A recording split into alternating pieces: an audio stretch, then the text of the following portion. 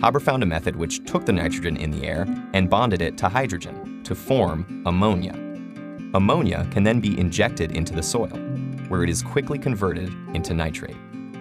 But if Haber's process was going to be used to feed the world, he would need to find a way to create a lot of this ammonia quickly and easily.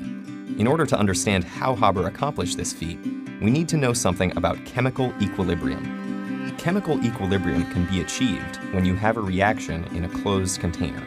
For example, let's say you put hydrogen and nitrogen into a closed container and allow them to react. In the beginning of the experiment, we have a lot of nitrogen and hydrogen, so the formation of ammonia proceeds at a high speed.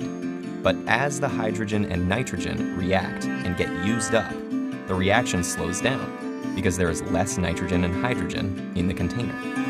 Eventually, the ammonia molecules reach a point where they start to decompose back into the nitrogen and hydrogen. After a while, the two reactions, creating and breaking down ammonia, will reach the same speed.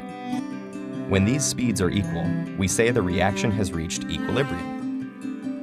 This might sound good, but it's not when what you want is to just create a ton of ammonia.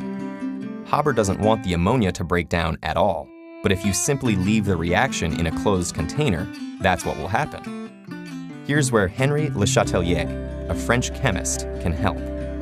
What he found was that if you take a system in equilibrium and you add something to it, like say nitrogen, the system will work to get back to equilibrium again. Le Chatelier also found that if you increase the amount of pressure on a system, the system tries to work to return to the pressure it had. It's like being in a crowded room. The more molecules there are, the more pressure there is. If we look back at our equation, we see that on the left-hand side, there are 4 molecules on the left and just 2 on the right. So if we want the room to be less crowded and therefore have less pressure, the system will start combining nitrogen and hydrogen to make the more compact ammonia molecules.